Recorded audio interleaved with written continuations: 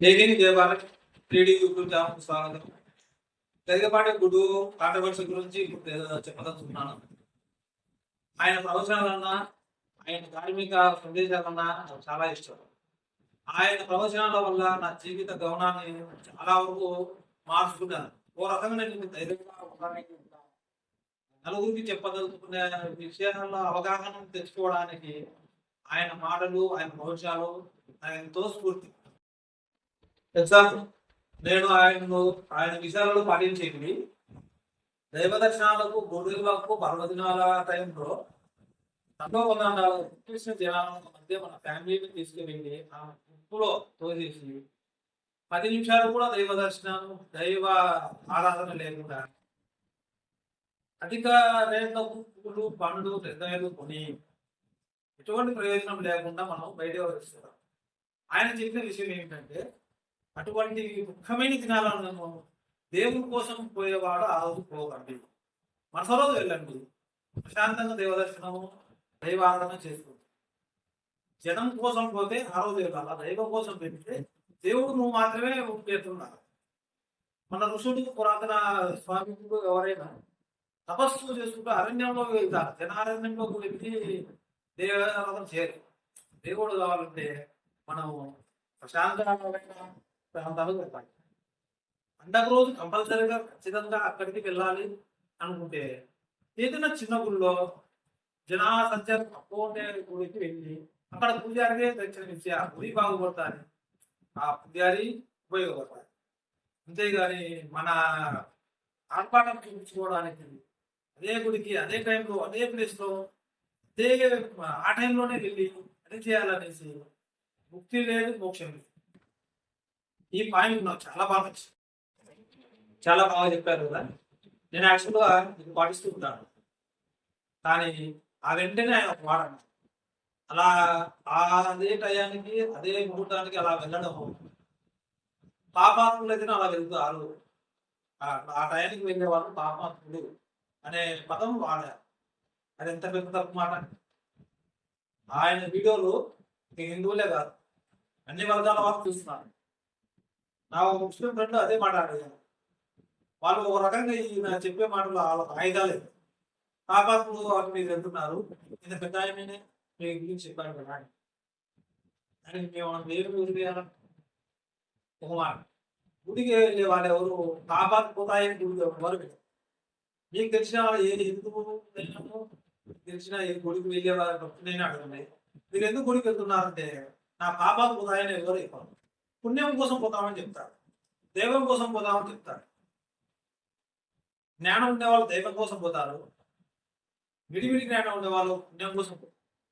పాపాలు పోతాయని ఏ గుడికి ఎవరు పోరు, మన ధర్మశాస్త్రాలు ఎక్కడా విషయం చెప్పలేదు. కానీ ఆ విషయం మేము భక్తులు అనుకుంటారని ఈయన అంటాం.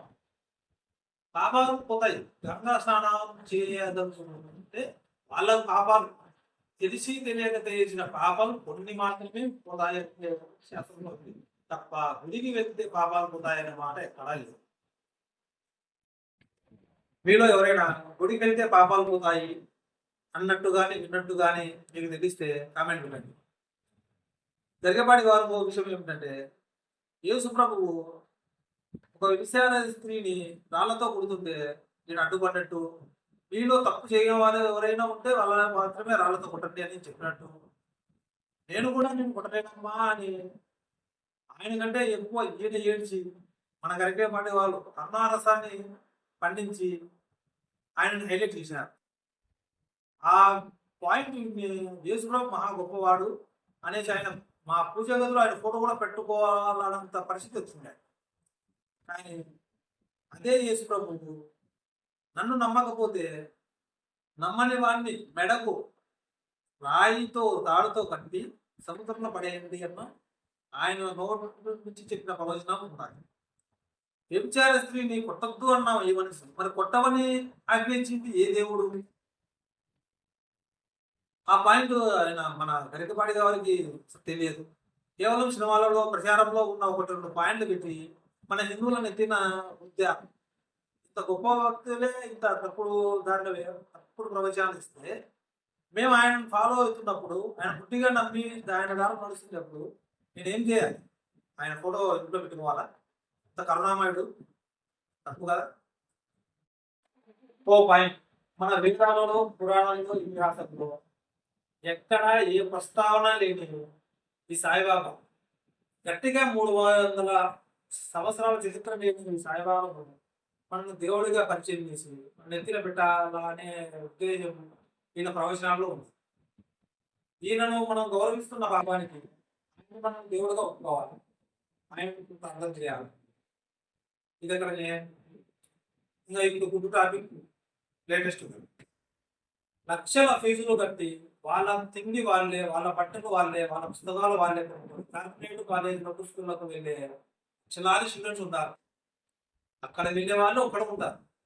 ఎంత పేదరికం ఉన్నా సరే పిల్లలను చదివించాలనేసి అప్పుడు చేసి అదే ఫీజులు కట్టి బట్టలు కొని పుస్తకాలు కొని అదే స్కూళ్ళకు కాలేజీలు పంపించే తల్లిదండ్రులు కూడా ఉన్నారు. కానీ అది కూడా చేత కాక లాస్ట్ చివరగా ఆప్షన్గా గవర్నమెంట్ స్కూల్ ఎంచుకుంటే గుడ్డు కోసం బట్టల కోసం అనేసి అవమానించడం ఎంతవరకు న్యాయం? వృధా ఖర్చు గురించి మాట్లాడారు. వీళ్ళ పిల్లలకు పెట్టేది వృధా ఖర్చు అయితే పాస్టర్లకు ఇమాములకు జీతాలు ఇస్తున్నారు కోట్లాకు. ఆ పాయింట్ మీద వృధా ఖర్చు పాయింట్ మీద ఈయన మాట్లాడించడం ఒక మాట. రేపటి భావి పౌరులను ఎవరైనా అంత మందిలో కొందరైనా ప్రయోజకులు అవుతారు, చదువుకున్న జ్ఞానవంతులు అవుతారు, దేశానికి ఉపయోగపడతారు. వాళ్ళు సుస్థితంగా బతకడానికి ఒక పునాది ఏర్పడుతుంది. గవర్నమెంట్ చదువుకున్న ఏ పిల్లవాడైనా సరే దాని మీద ఖర్చు పెట్టడం తప్పు కాదు, ఇబ్బంది. కానీ హాస్టళ్లకు ఇమాములకు జీతాలు ఇచ్చే వృధా ఖర్చుల గురించి మాట్లాడాడు, ప్రశ్నించారు. కానీ దీని గురించి ప్రశ్నిస్తారా? నా కొడుకును గవర్నమెంట్ స్కూల్లో చదివించాను, ఎన్సీసీలో జాయిన్ చేయించాను. దాని ద్వారా ఇప్పుడు ఎయిర్ ఫోర్స్లో జాబ్ వెళ్ళాను. నాకు గవర్నమెంట్ స్కూల్ వల్ల ఉపయోగాలు, ప్రైవేట్ స్కూల్ వల్ల ఉపయోగాలు అన్నింటిలో అన్నీ ఉంటాయి. కానీ ఎవరికి ఏ చాయిస్ ఏ దాంట్లో వెళ్తారో ఆ దాంట్లో వెళ్తారు. అంత మాత్రం ఎవరికి ఇచ్చవలసిన అవసరం ఉంది. దయచేసి గరికపాటి గారు మన గురువు, మన పెద్దలు, మనకు ఇప్పటికే ఆయన ప్రవేశాలు అవసరము కావాలి.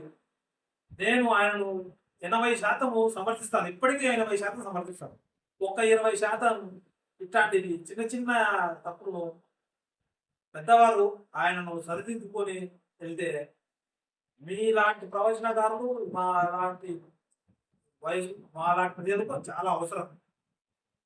దయచేసి గమనించవాలని కోరుకుంటున్నాను.